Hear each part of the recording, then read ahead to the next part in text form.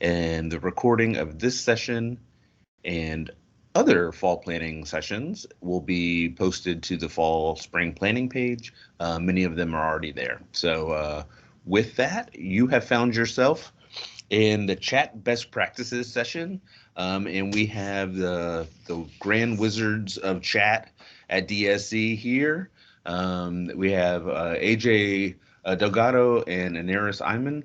So with that, I'm going to hand it over to you two. So thank you all. Sorry. Welcome all for your time. I want to thank especially Anaris for agreeing to this crazy plan of doing this presentation. So what I'm gonna do first, You want to say something before I start, Anaris? No, you got it. I got it. Okay. Sorry. AJ will start off with some information, and then I'll follow up with that and kind of give you guys a tour and some other tidbits from it. But AJ, you got it first. Okay, perfect. I'm gonna do the boring part. So let me share my screen, and here we are. So you're seeing my presentation, right? Best practices. So for the chat, let's start with the. If you know me, you know that I like statistics and numbers. So I'm gonna start with that, with the boring stuff, with the numbers for last um, for last fiscal year. During that time, we have 33,000 chats. Those chats, 60% were for enrollment services only. If enrollment services is always busy, not only on the chat, on the phone, face to face, but their numbers are awesome. The between the two academic support services, we have 20%, and then we have 2% because at one point the chat, when you have a transfer to another person, it was not counting into the department, but to the person. So these are 2% of chat worth of people sharing to help each other during the chat. Our average rating out of 4 is 3.67. That is very good. And I do want to mention that our students do leave positive feedback on those ratings. For example, I'm gonna show one for each department, and I want to read them because they're really good. Suzette, and a student called Suzette, in a chat answered by Sabrina Barron, mentioned that it was a positive experience and great services. Isabel Cruz, in a chat with Suzette Otero, says in Spanish, fue buena la información requerida. It was very good information. Royce Martin, a student, in a chat with Adam, Lalu, I hope I got that right, said that this man was very helpful to me and really helps you understand the different concept of coding. That's obviously the Academic Support Center. And this one I love. This is Harold Thomas with a chat with Rachel Owens. I'm jumping the last one. I know why I'm doing it.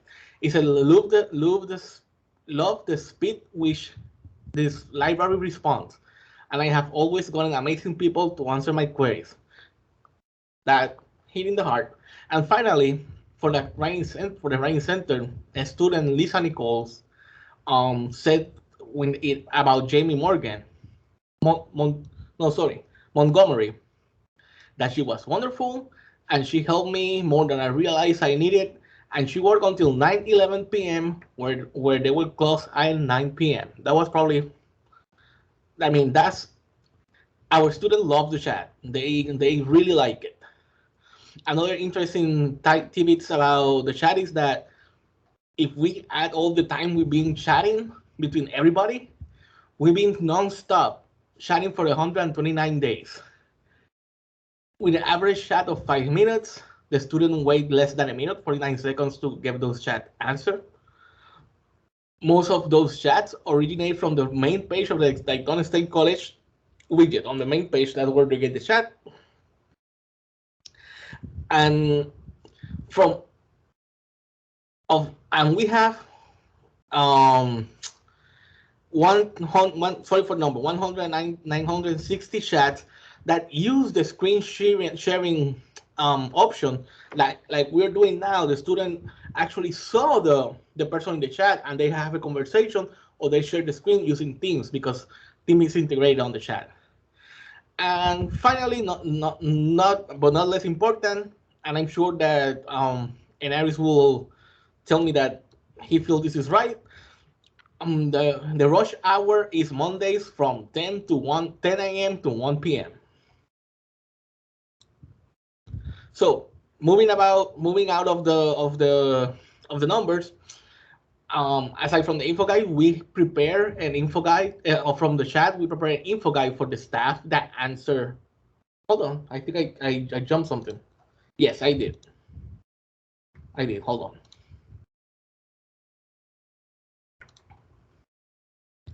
I forgot this. It's important. We report these numbers. The chat, I do a report every week, every Monday. This report goes to the person responsible for the chat in the departments, to the chairs. And if I am missing someone, let me know at my email. But of all these numbers, and that's why I remembered, I forgot I wanted to say this. Of all these numbers, the most important number is the 110 users that have answered one or more chats in the last fiscal year. That means that we have 110 employees that at one point have sat down with the student and helped them to the chat. And it has been successful thanks to 110 people inside the college. So going back, for the 110 users and future users of the chat, we created an info guide. Our users, when they go to their main info guide page, they will see something like this, and they will play where my highlight is the link to the info guide. This info guide for the chat is not available for the public; it's internal only. But here they will find best practices, how to log in. And if you have sent me a new account, I usually send you a link to the login to the chat tab, so the person knows how to log in. Um, Information about the chat dashboard, how to respond, how to transfer, and we're working to expand each department section with special rules and things that are necessary for each individual department. Usually, and some of you have seen it, some of you have not. What we have, this is what the students see when they are on the chat. This is the library chat, but they all look basically the same. But our staff, what they see is this. This is a text, an example I made, but usually if in a queue like enrollment, you can have like 10 or 12 in this size, on your left, where it says Aníbal Delgado González, the name of all the people in the chat. They will see a list, and if you have ever answered the chat, when that chat pops, it pops up with a very annoying sound that will let you know that there's someone new in the chat. But this is the tool for answering. It also have a set for canned message. This is how we request the screen share with Teams, and on top we have an option for transferring and to create tickets if we need to follow up after the chats. If our students try to reach us to the chat out of office hours, each widget will do two things. One of them is they have a link to an email for the department related to that widget. So that email will arrive the next day to the department. Plus, it takes them to the knowledge base. We have a knowledge base here at Daytona State College called answers at daytonastate.edu. We have 241 FAQs. These are our actual, as of yesterday, our top 4 questions. And that knowledge base is fully searchable. It's based on metadata and keyword taken from the chats. We do have a special section dedicated to academic advising, questions only about advising. And we have a repository of handouts just for the academic support center. The difference on is in the links, as you can see, is the same, but slash advising or slash ASC. Before going to question, I'm gonna pass to enquiries.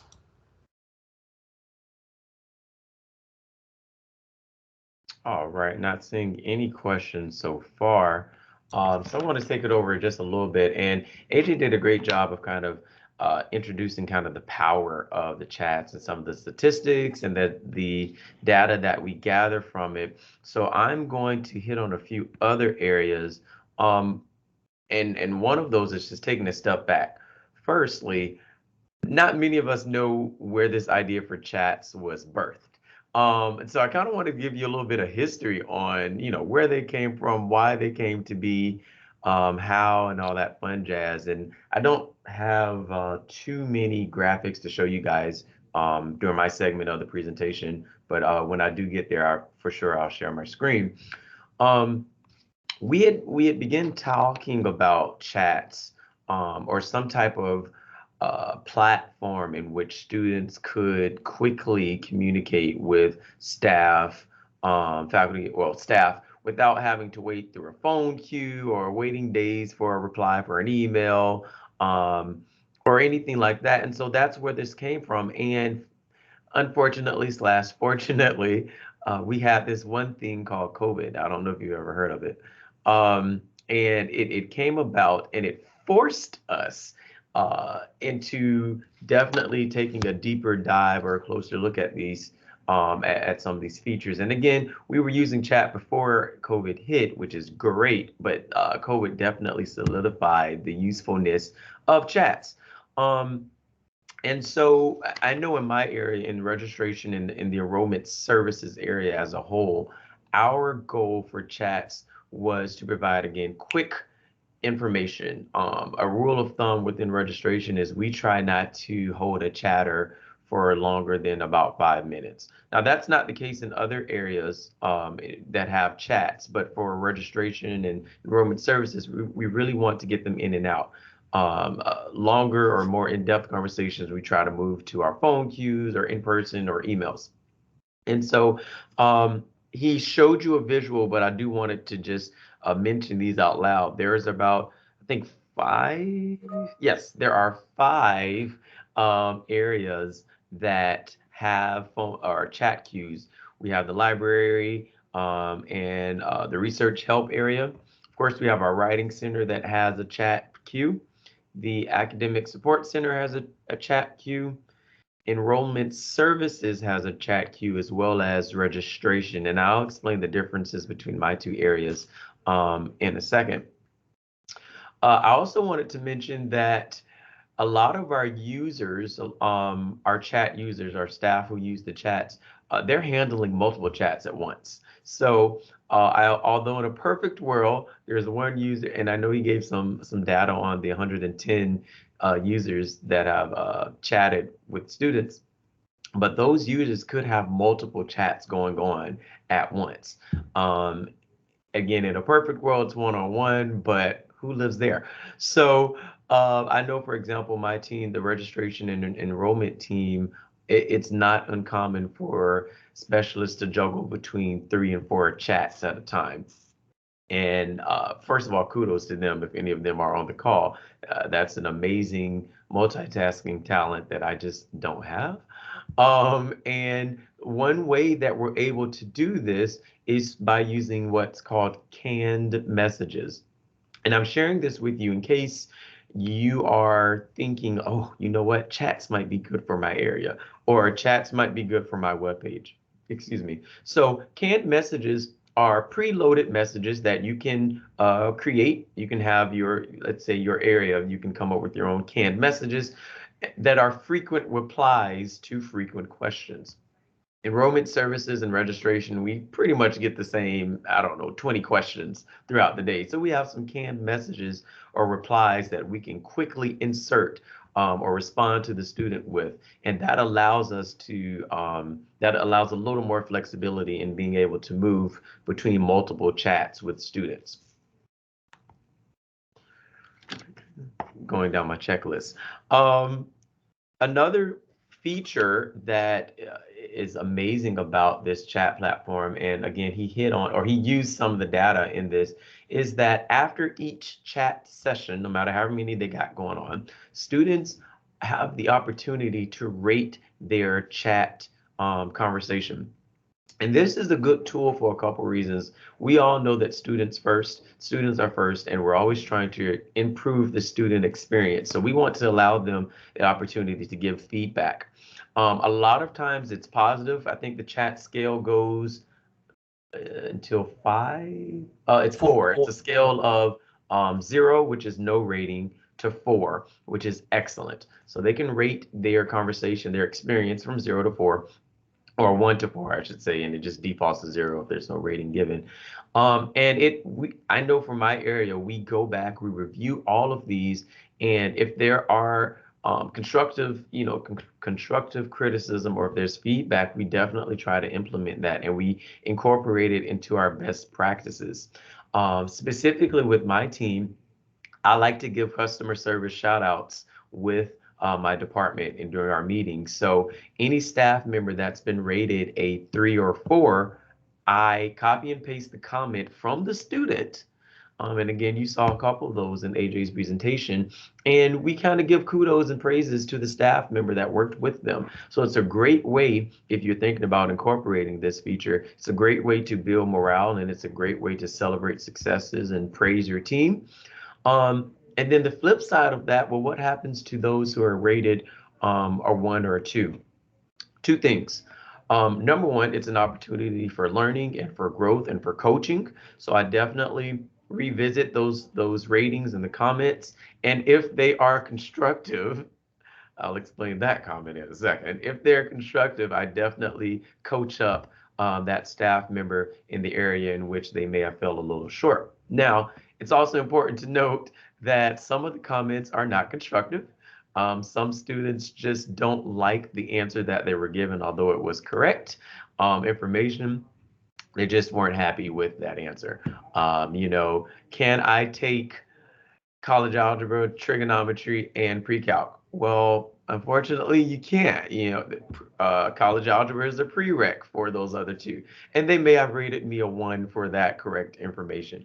In those cases, there's no coaching needed, which leads to my next statement. Although there's no coaching for the staff member, all of our ratings that are 1s or 2s, we do reach back out to that student so that we can get a better understanding of that student experience, and provide that and share that information with our campus leaders so that we can improve that experience. So it's a learning opportunity for staff when appropriate, but it's more importantly a learning opportunity for our departments and for our institution. So that's a very powerful tool. AJ takes the time, and I'm going to go ahead and share my screen now.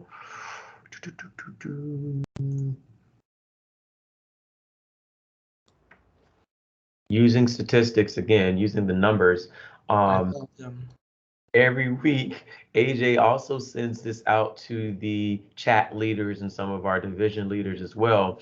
And again, it provides a holistic view of the chat experience, how many we're able to chat or to answer across all queues, how many we've missed across all queues, how long those queues students were waiting, because again, as you know, when you log into the chat, you may not get a human immediately. Sometimes there's a little delay because that human may be dealing with another situation. They may be engaging in another chat.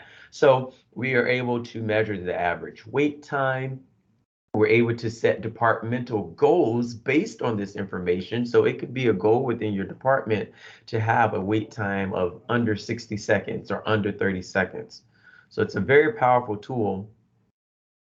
Again, we have a high level view of the ratings. And then we're also able to see, well, if we missed chats, and what that means, and I'll let AJ jump back to that in a second. But I kind of wanted to hone in on the power, or the usefulness of the statistics and the feedback that we get from our students, with all of that information. Jump back here. The last thing that I wanted to give some time for, and AJ, let me know if I'm jumping ahead of you with the best practices. Do you want to hold off? No, you're good. You're good.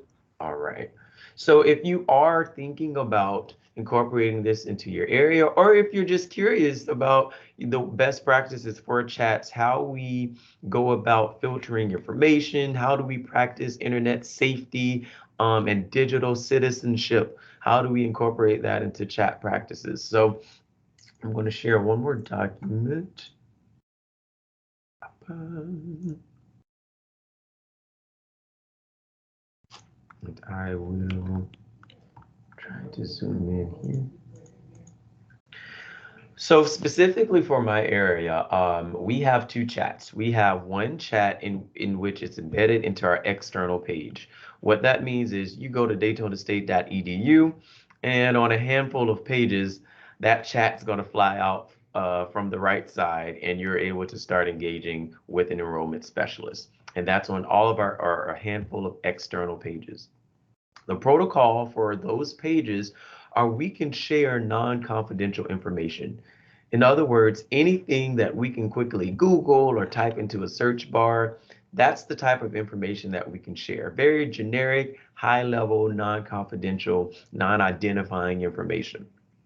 However, we saw the demand or the need for an additional chat, which is embedded into our internal PeopleSoft platform. This came about because students were using the external chat and requesting to be enrolled in classes, requesting to pay their tuition bill, or what was the status of their financial aid package.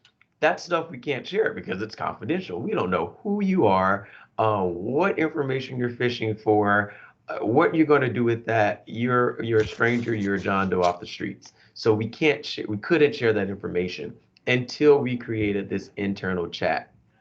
The process for this internal chat, or the thinking behind the internal chat, is students have already logged into a secure site, their secure student portal, with their credentials. And so it's a little safer to share that information.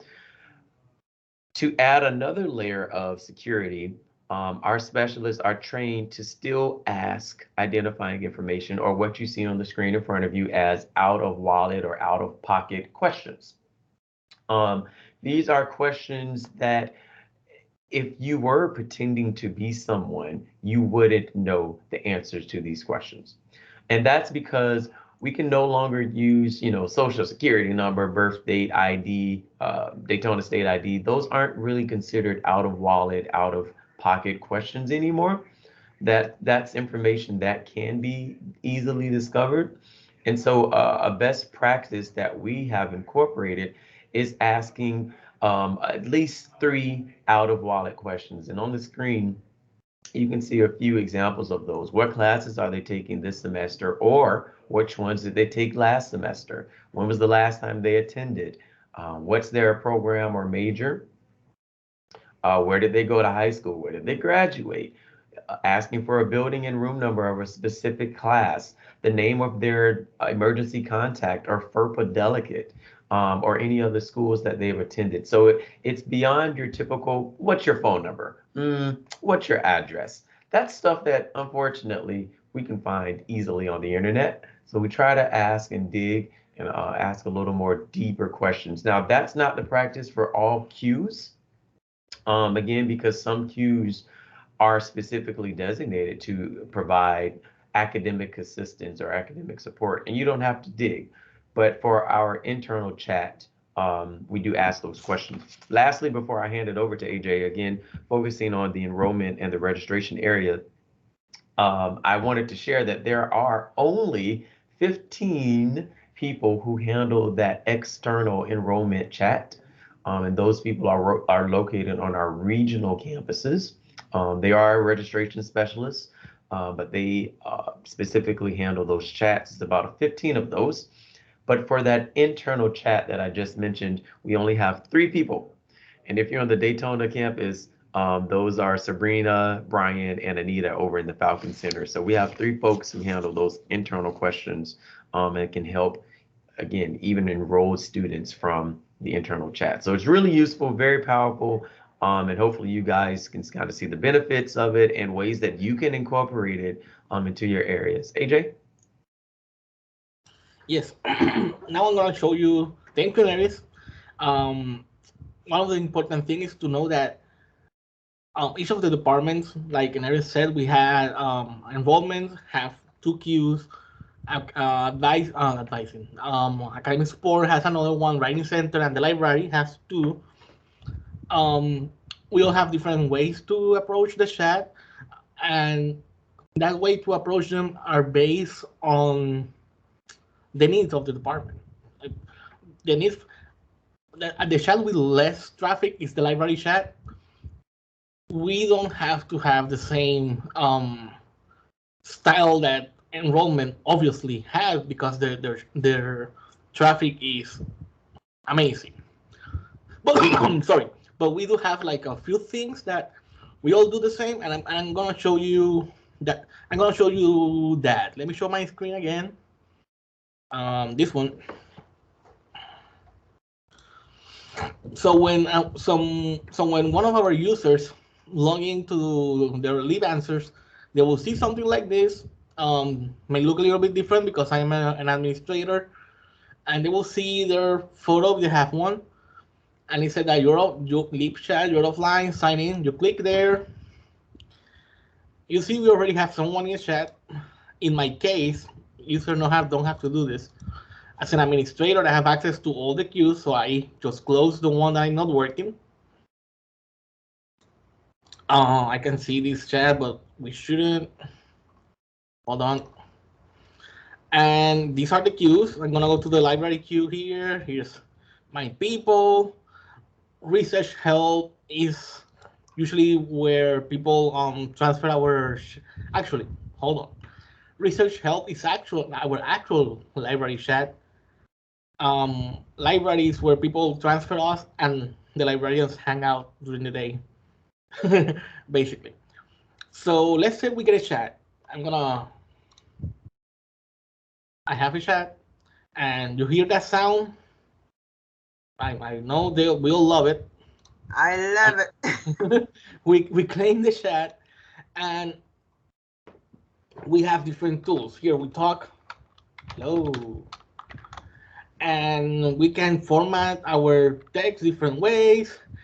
Not all the chats have this. The library chat do have this part. Let's say the person have a question about office. No, better, yeah. Bookstore. The bookstore, it will look on the FAQs. So I can just click here in the link, and I just I just send this to the student in the chat, and the student can open it, and it will go to the correct tab. And Eris mentioned it, the canned messages, they are here. Mine, again, I see everything. The good thing is that, again, it's searchable if I know, or what another one that is vouchers, no. And I just click here, and I have my canned message already, and I send it to the student. Let me answer back as a student so you can see a little bit of how they answer. Here it goes, the sound again. That sound you will have dream about with it eventually. You can also see the information that the student added. In this case, I just put test chat. I didn't put my actual name, but you can update it. You can see the email address the student entered. We see this at the moment, but we no longer collect this. And you can see, I can collect where the chat are coming from, the URL they come from. And if we have a repeated user during the day, we can see previous moments that that person interacted with us. Another important thing is that I don't think enrollment do this, but in the library, we have an analytic where we just click there and we enter some information about like uh, the librarian is in Daytona. It was a chat because sometimes we also use this for face-to-face and phone numbers. We have a chat. It was what type? It was a directional question. If we find out if a student USC of community, in this case, James staff, and how long it is, and I can run a statistic based on that information that I collect. Another thing that I have seen other departments do with the library, don't use them, but I think enroll they do. Different questions, you can assign them tags. So then you can, when you do the reports, you can search those tags and create FAQs, for example. And let's say I got a question about when I get my financial aid. I have two options here. I can go to financial aid contact info and send this to the student. Or, and this is not a good practice because I shouldn't have done the example with financial aid. I should have done with enrollment. Let's say the question is actually about enrollment, and I do the following. We do the following. I come here and I see if there are people online. I see they are. Right now, we have a few people connected to the queue. I click here, and I won't transfer it now because they're busy as it is. But if I let me try here, okay. And it's transferring to another queue. It says information here, and since I am the person that sent the chat, I am not hearing it in the other queue. But in the other queue, they can answer it. Oh, Rachel answered it, thank you. And hi there. And the other person answered, and I can now leave the chat. And the other person is dealing with the chat.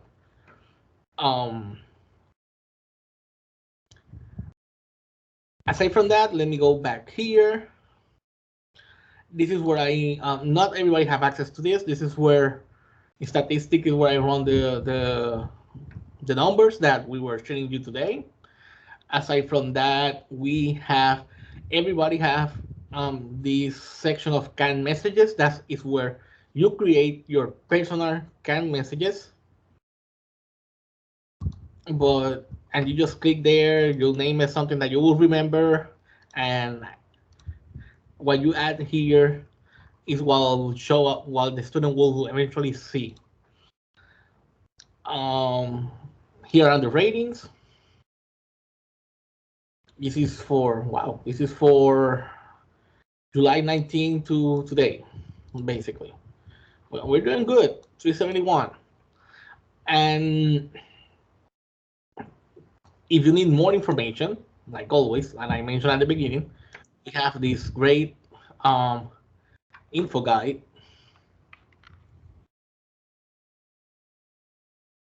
that here on best practices, it has everything you need to know about logging in and more step by step of what I was just telling you, and a description of each section. I want to shout out to Erin Scott in the Academic Support Center. She originally made this document. I just make it look pretty. Right now, actually, the Academic Support Center they have a video training that they created that they show the student that is here in their info guide, and we have we're working on expanding the info guide with additional information pertaining to each department. Basically, the best practices, like I said, aside from navigating the chat, is just remember that um, don't put a feeling on the chats are funny. It's like Canaris mentioned that at one point you have chat that looks very good, that you think you did a very good job, and the student just rate you one and said that it was the most awful experience ever. But if you read the chat, you cannot tell why. I mean, you answered all those questions, and that happened. And sometimes you have chats that you're finished saying, "Oh man, I couldn't help him or help her enough," and the person writes that 4-star best chat ever, help me above and beyond. So it's very difficult to. It's when you're face to face with someone and it's difficult to read some people. Imagine with distance and just using text to read person. So the advice is always write as clearly as possible. Don't don't complicate your sentences a lot, and be patient. And I know that sometimes we get very busy, but try to be patient with the student, because remember, is they have the writing process is in an interesting one when you have to put into words using not even a pencil, a keyboard or a phone, what person needs. As a librarian, we have something that we call the research questions. That is how we figure it out what the person actually needs and wants. And but we do that in all our departments. When we help our students, we have to figure it out what they actually need and want. And when we use the chat, we have to, in a constrained environment, figure that out and help a student.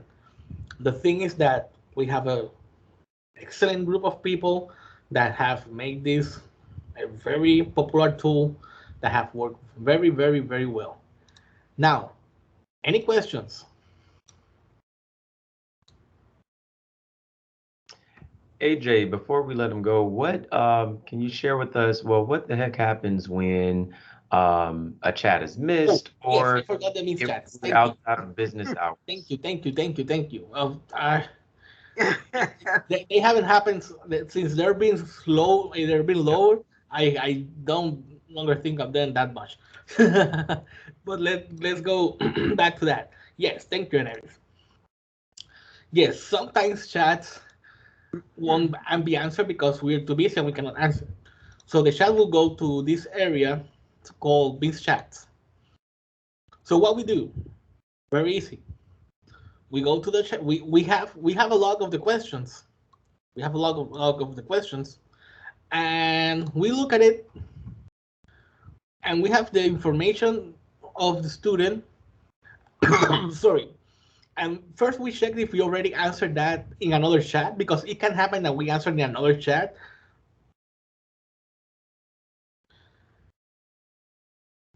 Yeah, I'll answer that, Brett, that soon. We have to check first if we already answered that in another chat, if the person came face to face, or if the person make a phone call. If the person have not answered the chat, we contact them. Each department decide how we contact them, but usually the best way to do it, and I know I hope he doesn't mind that I created a ticket. We come here and we create a ticket and we assign them to a queue. In this case, we know the question is enrollment services. I create it. Whoa, whoa, whoa, whoa. It doesn't have the patron email, but I can copy this from here. You hear that, Dudu? That means that that a new ticket was created. You saw how this went from 3 to 4, and then you can either answer here. The library usually answer from here because since we have the emails and we can verify that they're correct, we answer via email. But each department have their own way to do it.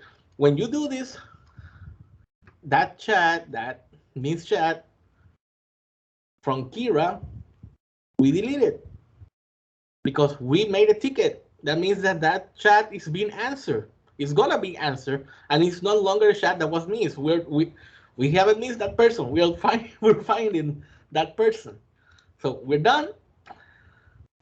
And next, the person that is taking over the queues will answer those missed chats.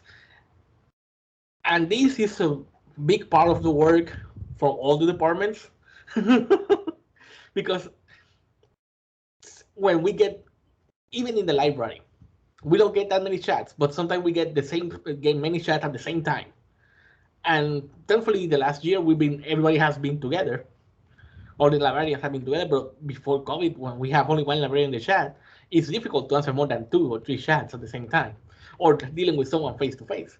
So those missed chats, as long as we deal with them, we will go to a ticket and answer them and reach the student and make sure that their question is answered. That person is not lost in the ether. That person is reachable. That's how you do it, Enaris? Yes, sir. Awesome. And then, of course, like you just mentioned, we can also set hours in which the chat is active. So that's why if you ever were to log on to certain pages on the weekend, that chat doesn't fly out from the side for you guys, and that's because we've set specific hours, hour parameters around certain chats. So just wanted to share that information as well. Yes. I say this last year and I repeat it now. And that is when he started, he mentioned that he doesn't know how the chat came out. The chat came off a conversation. The library always had it because we librarians like our technology. But the chat came from a conversation with the writing center during a hurricane that Kristen Bell thought that it was a good idea that because while the hurricane was happening, she managed to get help from some other company using their chat, and she thought, hey, it's a good idea to have it for the writing center. And for the writing center, it grew up to the academic support, and in academic support, we found ourselves, the student read academic, and instead of going to tutoring, they start asking his question about financial aid and enrollment. So it grew up from there, and we were having a conversation of how the chat was gonna grow, but that little thing that they call, I think it's COVID, they call it, happened last year. And when we were thinking that was a plan in the long run of 1 year or 2 years, we have to do it in a weekend, basically. Because we were testing when COVID came, we were testing. We were not even, it wasn't something that was regular. We were testing the chat in enrollment services.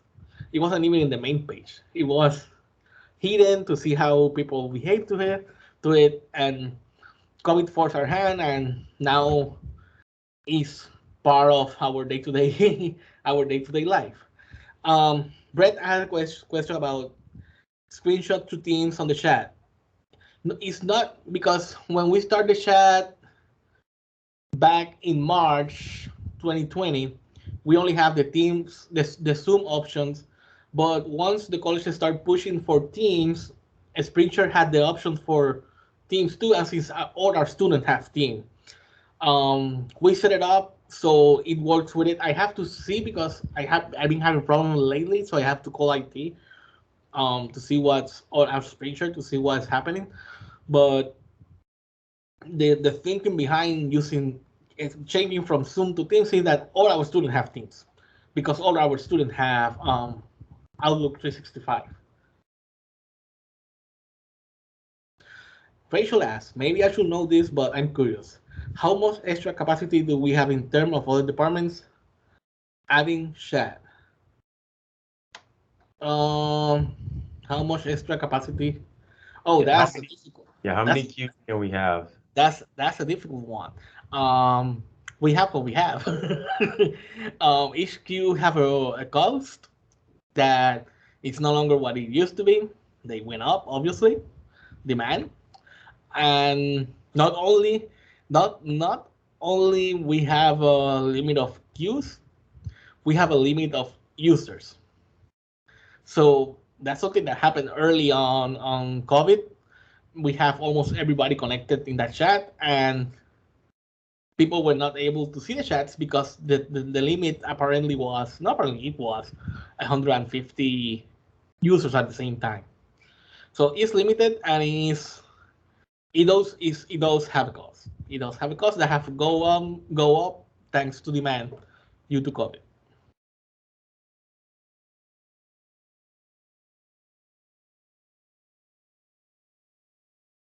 Any other questions? I think we're reaching our limit. So I know one final word I wanted to say is the info guide is extremely, extremely, extremely informative. If you can't get a hold of AJ or myself, which you usually can, you can definitely check out the info guide, and it has all the information and then some that you could possibly be curious about when it comes to chat. So I think I'm adding in the chat here because that info guide is not in the public list. yes. So, but if you're in this presentation, you can go ahead and visit it.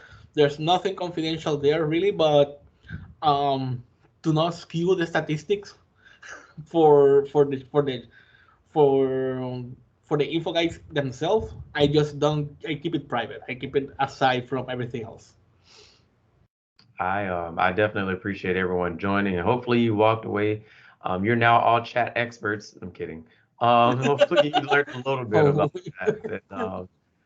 And again, AJ and I are both still learning. Yes, So again, don't feel bad about asking questions, but if you do have them, please ask us, and we'll do our best to answer them for you. So I appreciate your time. I'm sure AJ does as well. I do. I do. I all. Thank you for coming. Thank you. I think that's it. Thanks, Thanks, folks. guys. Thank you both so much. Great presentation. Thank you.